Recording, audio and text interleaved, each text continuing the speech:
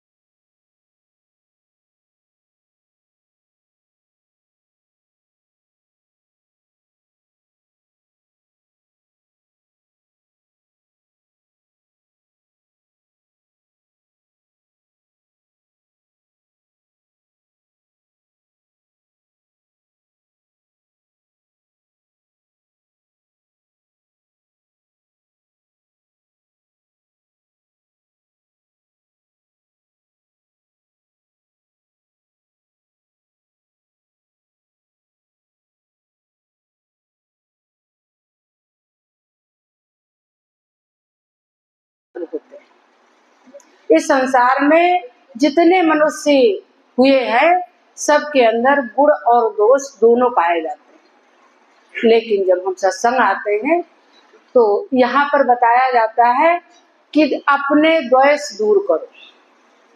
जो हमारे मन में ईर्षा, बेचैनी, क्रोध और किसी के प्रति जलन की भावनाएं हैं, ईर्षा, द्वेष, क्रोध, अशांति, इन सबको दूर करके और सकारात्मक विचारधारा करो।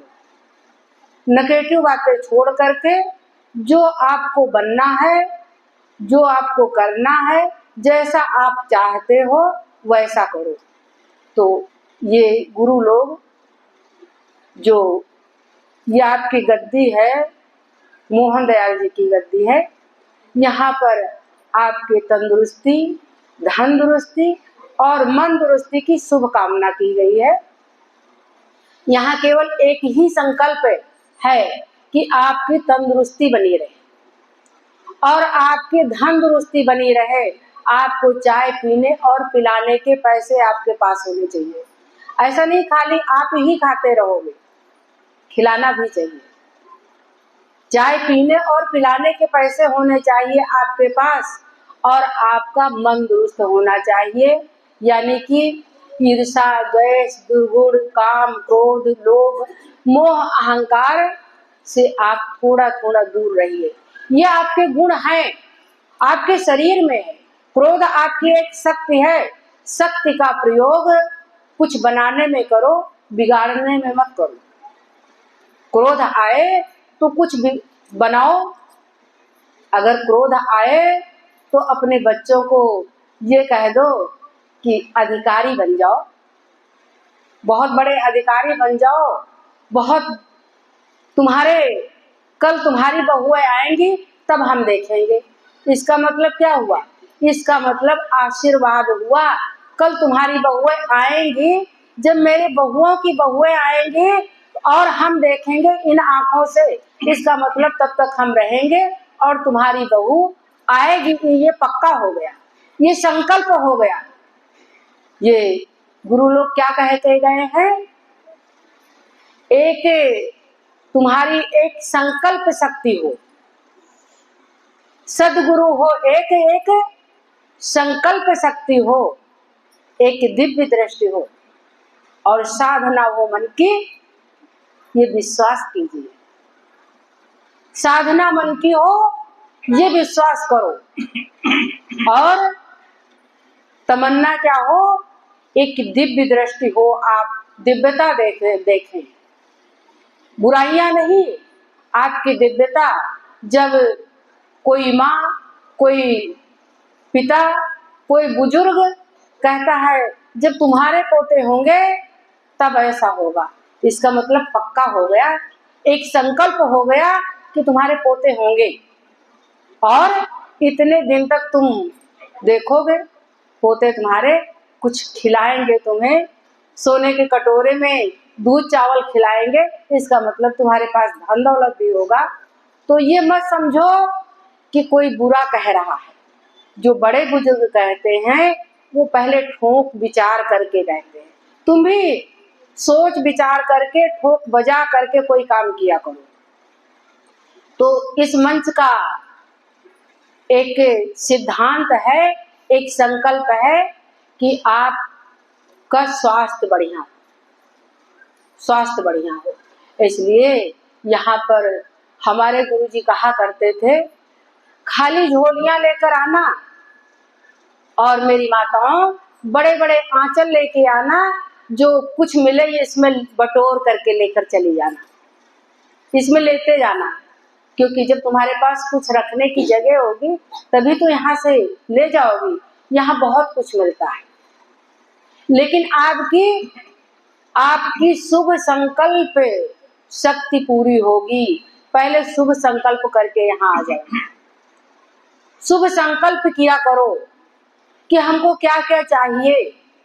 अभी आप बहुत सारी चीजें सुन रहे थे प्रार्थना में कि हमको ये भी चाहिए, और उसके साथ साथ में ये सुना कि आज तक ब्रह्मा विष्णु महेश का अवतार सुना, और ब्रह्मा विष्णु महेश के पिताजी का नाम सुना, निरंजन भगवान। तो यहाँ जब आए तो एक लाइन में कह दिया गया, ए निरंजन तू हुआ बेजार कर, छोड़ दे अंतर की शक्ति को, जो चाहे दीदार तू। निरंजन माने अंधेरा नहीं है, वो काला नहीं है, अंजन नहीं है, निरंजन है, वो प्रकाश है। और जब बैसाखी के इस पावन पर्व पर आए तो एक बात कह दी गई,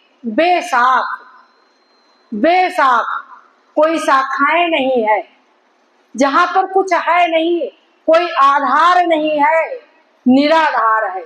वो कौन है? वो परमात्मा है। निराधार वो परमात्मा है। आप लोग कहानी सुने होंगे राजा जनक की, कि एक बार राजा जनक, ये कहानी नहीं हम सुना रहे हैं, आपको एक सिद्धांत दे रहे हैं।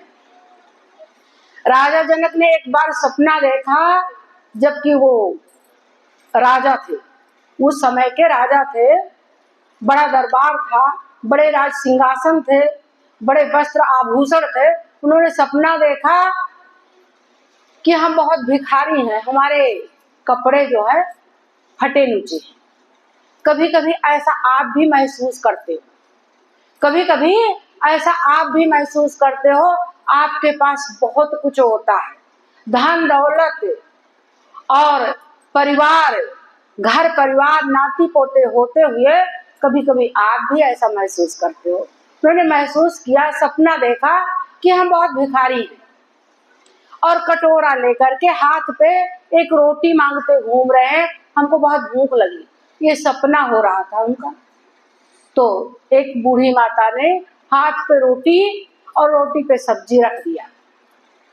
जो ये मंच है, ये तुम्हारा मंच है, ये कभी हाथ में प्रसाद भी नहीं देता है। क्या कहता है? अपना पात्र ले आओ। कभी हाथ में चुल्लू में पानी पीने को भी नहीं कहता।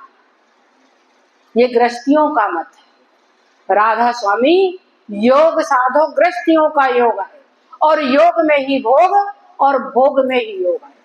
तो ये मत जो है आपको हाथ में कुछ नहीं देता है। तो एक माता जी उनके हाथ पे रोटी और रोटी पे सब्जी रख दिया, और उसी सपने में देखा कि एक चील ऊपर से आई, गिद्ध जिसको कहते हैं, ऊपर से आई और रोटी उठाई। जब उनके हाथ से रोटी उठाई तो झन्न से जग गए। तो देखा हम राज दरबार में हैं।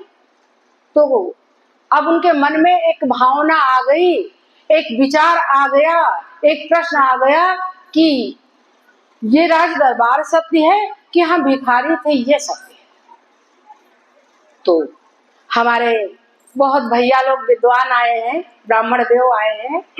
इन लोगों के पास जा जाके राजा जनक पूछने लगे कि ये सत्य कि वो सत्य, ये सत्य कि वो सत्य। कभी कभी हमारे मनों में ऐसा होता है कि ये सत्य है कि वो सत्य है।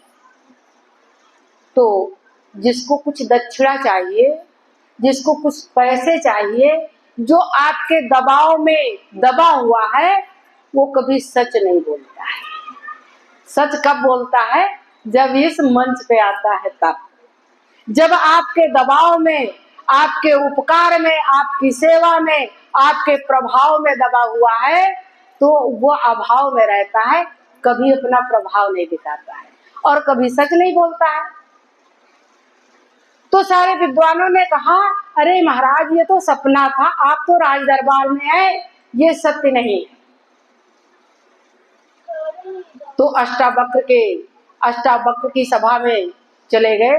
अष्टावक्र को बुलाया जो 8 जगह से टेढ़े थे। तो उन्होंने कहा, महाराज हम आपके प्रश्न का उत्तर दे सकते हैं, हमको आपके प्रश्न का उत्तर पता है। तो कहा कि तो उत्तर दो। तो कहा ये बताओ आप कि आप राज सिंहासन पे बैठे हो, व्यास गद्दी पे बैठे हो, और प्रश्न करने वाला बड़ा होता है कि उत्तर देने वाला बड़ा होता है? उन्होंने कहा नहीं। जनक जी ने कहा उत्तर देने वाला बड़ा होता है, क्योंकि हम बहुत विद्वानों को बुला चुके हैं और कोई उत्तर नहीं दिया। आप कम से कम ये तो कहे हैं कि उत्तर देंगे, तो आप बड़े हैं। तो फिर अष्टावक्र ने कहा, आप नीचे आ जाओ और हम ऊपर आते हैं। तो सिंहासन पर पहुंच गए। तो कहा कि थोड़ी देर के लिए अपना जो राजकाज धन संपदा है वो हमें दे दो, आप भी यहाँ आए हो, आज बैसाखी के इस पावन पर्व पर कुछ देने आए हो, कुछ दान करने आए हो। उन्होंने कहा जो आपके पास राजकाज धन संपदा घोड़े जो भी है वो सारा हमको दे दो। एक बार दिमाग में सोचने लगे। कहा सोचो नहीं महाराज, अभी दो, नहीं तो आपके प्रश्न का उत्तर नहीं दे पाएंगे। कहा ले लो, आपका हो गया। कहा राजगद्दी पे हम बैठे, आप नहीं बैठे हो इस समय, सब आपका हो गया। तो कहा अब महाराज ये शरीर आपका भिखारी था सपना में, तो ये शरीर हमको दे दो। तो कहा महाराज कैसे? कहा बिना बोले दे दो। कहा ठीक है महाराज ले जाओ। उन्होंने कहा आपका शरीर मांग रहे हैं, आपके रोग मांग रहे हैं, आपके दुख मांग रहे हैं, आपकी निराशाएं मांग रहे हैं, आपकी सारी चीजें इस मंच पे रखे दे रहे हैं। आज से आप स्वस्थ हो जाओगे, स्व में स्थित हो जाओगे। स्व माने आत्मा, आत्मा में स्थित हो जाओगे। आपका शरीर मेरे पास आ गया। आपका नहीं है शरीर, ये मेरा है, ये शरीर मेरा है, ये आपका नहीं है। तो ये शरीर हमको दे दो। तो शरीर भी दे दिया। तो कहा अब क्या सोच रहे हो, ये मन हमको दे दो। तो कहा ठीक है, थोड़ी देर के लिए विचार शून्य अवस्था में चले जाओ। तो मन भी दे दिया। अब मन नहीं है तो विचार कौन करेगा, सोचेगा कौन? इस राजकाज दुनिया को सोचेगा कौन भिखारी है और कौन राजा है, किसका क्या सोचेगा? ये हम सत्संग समझा रहे हैं। तो फिर थोड़ी देर के लिए एक पलक के लिए तन धन और मन दे दिया। तो फिर कहा अब साधना में चले जाओ। तुम्हें क्या दिखा? तो तुम्हारे जीवन का सच्चा प्रमाण है प्रकाश। प्रकाश का होना तुम्हारे जीवन का सच्चा प्रमाण है। तो फिर तुम्हारे जीव के दर्शन हो गए, प्रकाश के दर्शन हो गए। तो फिर अष्टावक्र ने कहा, न ये सत्य है और न ये सत्य है। ये तुम्हारा शरीर भी सत्य नहीं है। शरीर पता नहीं इस हाथों से, इस पैरों से, इस मुंह से पता नहीं क्या क्या करवाता है, और तुम करते रहते हो। तुम अपनी सुध नहीं करते हो, तुम अपनी याद नहीं करते हो। तो तुम्हारा सच्चा क्या है? सच्चाई क्या है? ये जीव, और इस जीव को आत्मा बना देना है, और फिर इस आत्मा को परम कर देना है, परमात्मा बना देना है। बस इतना ही कार्य है, इतना कार्य है। तो ये सब कुछ आज से मेरा हो गया। तो राजा जनक को उनके प्रश्नों का उत्तर मिल गया। न ये सत्य, ये हमारा शरीर भी सत्य नहीं है, और हमारा राज भी सत्य नहीं है, हमारा जीव सत्य है। इसको हमें आत्मा तक ले जाना है, आत्मा से परमात्मा बनाना है। हम दुनिया में तो बहुत सारी चीजें सुनते हैं कि वो महात्मा पैदा हुए, वो ऐसा कर दिए, वो ऐसा कर दिए। ये सब कहानियां, जो अकथ है उसकी हम कथा कहते हैं। परमात्मा अकथ है, उसकी हम आरतियां करते हैं। और गुरुओं ने क्या कहा? राम रहीम न केशव उधो, और कुछ नहीं सो। जहां पर कुछ नहीं है वहां पर वो है। तो आप गृहस्थी हो, थोड़ी देर के लिए यहाँ आए, कुछ देने के लिए आए। तो क्या गुरु लोग क्या मांग रहे हैं? आपके सुंदर और अच्छे स्वास्थ्य की कामना कर रहे हैं। आप अपनी बीमारियां यहीं रख के जाना, अपनी बीमारियां लेकर न जाना, अपना काम, क्रोध, मोह, लोभ, अहंकार लेके न जाना। क्योंकि कानों में सोने की बालियां पहनते हैं कि तुम्हारी बुराई नहीं सुनेंगे, किसी की बुराई नहीं सुनेंगे। लेकिन कभी कभी ऐसी मजबूरी होती है कि इन कानों से क्या करते हैं? बुराइयां सुनते हैं। कभी कभी मजबूरी में सुनते हैं, और कभी कभी हम अपने चैतन्य में सुनते हैं कि और फिर उसने क्या कहा, और बुराइयां क्या कही। तो इसलिए किसी की बुराई नहीं सुननी है, बुरा सुनना भी नहीं है, और इस मुंह से बुरा कहना भी नहीं है, और बुरा करना भी नहीं है। बुरा करना और बुरा कहना तो हमारे बस में, हमारे बस में बुरा करना और बुरा कहना हमारे बस में है। ये दो काम तो हम बिल्कुल नहीं करेंगे। और बुरा सुनना हमारे बस में नहीं है। कभी कुछ बुराइयां हो रही होती हैं और हमारे कानों में पहुंच जाती हैं, तो फिर हम अपने कानों को पवित्र करेंगे। अच्छाइयां सुन के, नेक बाणियां सुन के अपने कानों को पवित्र करेंगे। तो हमको बुरा न कहना है, न बुरा सुनना है, न बुरा देखना है, और न बुरा कहना है। अपने कान पे, अपनी वाणी पे, अपनी आंखों पे, जो हमारी 4 इंद्रियां हैं, मन, बुद्धि, चित्त, अहंकार, 4 चतुष्टय जो हैं, इनको अपने बस में रखना है। सत्संग इतने है, ज्यादा सत्संग नहीं है। हमको अपनी इंद्रियों को बस में करना है। हमारी 10 इंद्रियां हैं। राजा दशरथ का नाम सुना कि राजा दशरथ यानी 10 इंद्रियों के ऊपर जिसका कंट्रोल, जिसका अपनी 10 इंद्रियों के ऊपर कंट्रोल हो, वो दशरथ हो गया। तो हमको क्या करना है? कोशिश करते रहना है।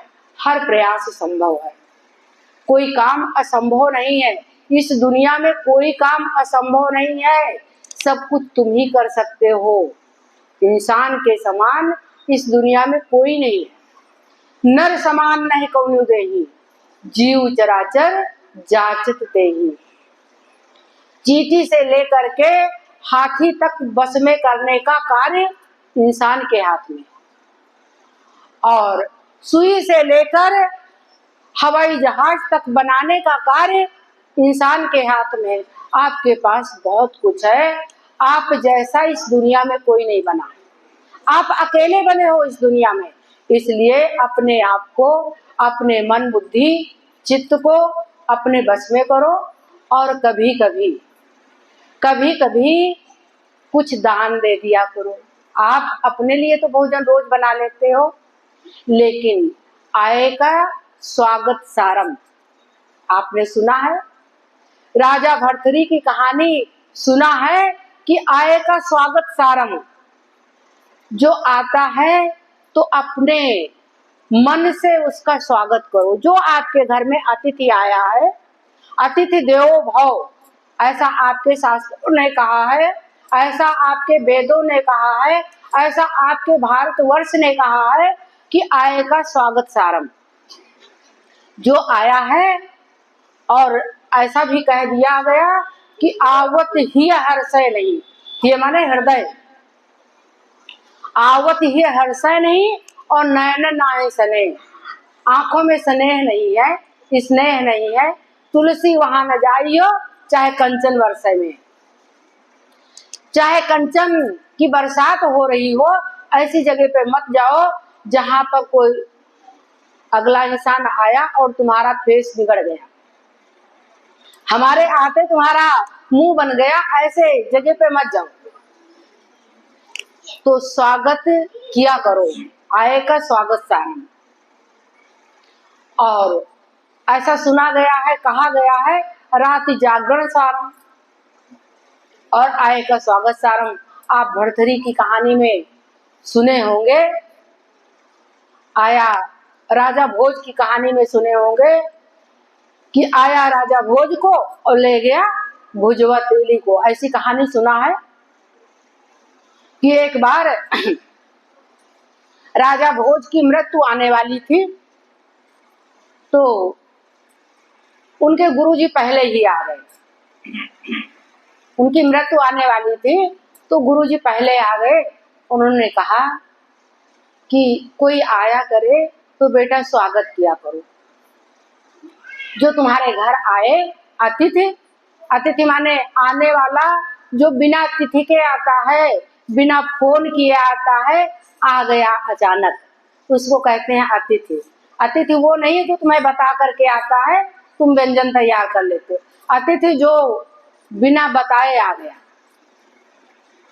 तो उन्होंने कहा, गुरु को सब पता था, गुरुजी आ गए शाम को 4 बजे और कहा बेटा आए का स्वागत सारम, जो आए आपके घर उसका स्वागत किया करो। कहा ठीक है महाराज। और कहा आज रात में हो सकता 12 बजे तक कोई अतिथि आ जाए तुम्हारे यहाँ। और आया था काल गुरु के भेष में। तो गुरुजी आए थे, इसलिए उनका बड़ा सत्कार किया, भोजन और वस्त्र आभूषण सब कुछ किए। तो काल चला गया, उस समय काल चला गया। लेकिन ये कह के गया कि आज 12 बजे रात में कोई आएगा। तो कहा ठीक है। तो 12 बजे रात तक जागते रहे और वो काल आ गया। तो फिर अब काल जब सब जाग रहे थे तो काल की उपाय नहीं थी, काल की औकात नहीं थी। जब तुम सत्कर्म करते हो और अच्छी वाणी बोलते हो, प्यार भरे शब्द बोलते हो, तो किसी की औकात नहीं है कि तुम्हारे पर हमला कर दे। तो फिर गुरु का भेष धारण करके आ गए। फिर उन्होंने सत्कार किया और घर से निकले। तो फिर उन्हीं के नाम के एक तेली थे, उनको काट लिया काल ने और वो काल के गाल में चले गए। तो सुबह गुरुजी आए और कहा आया राजा भोज को ले गया भुजवा तेली को, क्योंकि आपने इतना सत्कार किया तो आपके लिए आया था, ले गया किसी और को। तो इसलिए आपके अंदर, आपके घर में नेगेटिव शक्तियां आ नहीं सकती हैं अगर आप सत्कर्म करने के लिए तैयार हो तो। इसलिए मेरे प्यारी प्यारी बहुओं, बेटियों और माताओं, बहनों, क्योंकि आपके जिम्मे ये कार्य कर दिया गया है कि जब कोई आता है तो उसका स्वागत करो। कोई अतिथि आता है, पता नहीं किस भेष में आ गया है आपके घर, आपकी परीक्षा लेने आ गया है कि आप निकलोगी बाहर कि नहीं निकलोगी। तो आप थोड़ा सा सबका आदर किया करो। आदर करोगे तो आपके घर में जो बुजुर्ग हैं, बच्चे हैं, आपके घर में जितने लोग हैं, उनके ऊपर छत्र छाया बनी रहेगी। ये छाया करने के लिए मेरी प्यारी बेटियों आप ही बनी हो, और कोई दूसरा नहीं बना है, तुम ही बनी हो। क्योंकि जो हॉस्पिटल में नर्स रख दी जाती हैं, वो महिलाओं को ही रख दिया जाता है कि थोड़ा सा ममता होगी, माँ की ममता होगी, इंजेक्शन लगाते समय और पट्टी करते समय माँ की ममता होगी, इसलिए तुम्ही को रख दिया गया है। नम्रता तुम्हारे हाथ में दी गई है। नम्रता तुम्हारा आभूषण है। तुम आभूषण पहनो चाहे न पहनो, तुम्हारे अंदर नम्रता होनी चाहिए, विनम्रता होनी चाहिए, सहनशीलता होनी चाहिए, कर्तव्य निष्ठता होनी चाहिए। तुम्हारे ये आभूषण है। ममता और वात्सल्य ये तुम्हारे आभूषण हैं। इसलिए प्यारी बेटियों, थोड़ा नरम बन के रहा करो। तुम्हारे घर में आपत्ति कभी नहीं आएगी, दुख कभी नहीं आएगा। और दुख तो यहाँ झोलियां, दुख की झोलियां लेकर आओ, यहाँ डाल के चली जाओ, और यहाँ से अच्छे अच्छे फूल, अच्छे अच्छे पुष्प, अच्छा अच्छा सब कुछ लेकर चली जाओ। यहाँ से ले जा करके अपने घर में रख दो। स्वास्थ्य और शुभकामनाएं लेकर जाओ। यहाँ हमारे गुरु जी का आशीर्वाद है। यहाँ पर बहुत संत आ चुके हैं। ये सिद्धि पीठ है। यहाँ हमारे पास कुछ थोड़ी रखा है, ना कुछ किया, न कर सका, न करने योग्य शरीर। ये हमारा शरीर भला किसी काम का है? इसमें न मालूम कितनी बीमारियां, कितनी परेशानियां और कितनी बुराइयां हैं। ये शरीर किसी काम का है? ये शरीर किसी काम का नहीं है। ये मंच सिद्धिपीठ है। यहाँ से आशीर्वाद लेकर जाओ, अपने घरों में रख दो जाके। यहाँ से शुभकामनाएं लेकर जाओ, अपने घरों में स्थापित कर दो। यहाँ से नम्रता लेकर जाओ, अपने घरों में स्थापित कर दो। और जहाँ पर नम्रता होगा, प्रेम होगा, जहाँ पर आपके ज्ञान होगा, वहाँ पर लक्ष्मी दौड़ी चली आएंगी, सरस्वती दौड़ी चली आएंगी, और वहाँ पर प्रेम भी दौड़ा चला आएगा। तो वहाँ पर दुख नहीं आएगा, दुख आ ही नहीं सकता। ये हमारे गुरु जी की शर्त है। ये हमारे गुरु जी की शर्त है कि पहले अधिकारी बन जाओ, अधिकारी नहीं पूर्ण अधिकारी बन जाओ, और खुशी न चूमे पांव तुम्हारे जिम्मेदार हमें ठहराओ। हमारे गुरु जी का ये आदेश है कि पहले अधिकारी बन जाओ, तुम्हारे अंदर नम्रता आ जाए, तुम्हारे अंदर जनों के लिए प्रेम आ जाए, पत्थर की मूर्ति के लिए नहीं। कहीं पेड़ को देख करके सूखते देख रही हो, थोड़ा पानी डाल दो, तुम्हारे अंदर प्रेम आ जाए। और जब तुम्हारे अंदर प्रेम आ जाएगा तो तुम अधिकारी बन गई। अधिकारी नहीं पूर्ण अधिकारी बन जाओ। और खुशी न चूमे पांव तुम्हारे जिम्मेदार हमें ठहराओ। इस मंच को जिम्मेदार ठहराओ। अगर खुशी न चूमे पांव तुम्हारे, जो तुम चाहती हो अगर हो न जाए तो जिम्मेदार हमें ठहराओ। तो आस रख गुरु कृपा की, हो न निराश कभी। जो निराश हुआ वो गुरु का दास नहीं। गुरु का दास वही है जो निराश नहीं होता है, जो मन में कामनाएं रख के बैठा है, ये कार्य आज नहीं तो कल पूरा हो जाएगा, क्योंकि उसके पास गुरु है। गुरु की शक्ति है। हमारे कदम रखने के पहले ये मोहन दयाल जी अपना कदम रखते हैं और हमारे बोलने के पहले मोहन दयाल जी मेरा काम करते हैं। मुझे इन पे पूरा भरोसा है। मेरे पास और कोई भगवान नहीं है, बस केवल मोहन दयाल जी हमारे रग रग में हैं और इनका काम है हमारे काम करना। हमको कुछ करना नहीं है, कुछ करना नहीं है, कुछ बोलना नहीं है, कुछ देना नहीं, कुछ लेना नहीं, सब कुछ यही है। इसलिए इन्होंने इस गद्दी पे हमको बिठाल दिया है। हमें कुछ पता नहीं है, इस गद्दी पे बिठाल दिया है। तुम हमारे आदेश के अनुसार बैठ जाओ और तुम्हारी जिह्वा पर हम बैठेंगे। तो हम कहे ठीक है गुरु जी, हमारी जिह्वा पे बैठोगे। ना हम पढ़े लिखे हैं, ना ये शरीर में कोई क्षमताएं हैं, हम तो कुछ कर नहीं सकते, आप जानो। हाँ हाँ, तुम इस गद्दी पे बैठ जाओ, मेरे इस कार्य को ले लो तुम, और बाकी तो सब काम हम करेंगे, तुम्हें कुछ नहीं करना। जो आएगा उसको हम देखेंगे। इसलिए हम जानते हैं इस मंच पे जो मत्था टेकेगा उसके शुभ संकल्प शक्ति पूरी होगी, उसके शुभ कार्य पूरे होंगे। राधा स्वामी।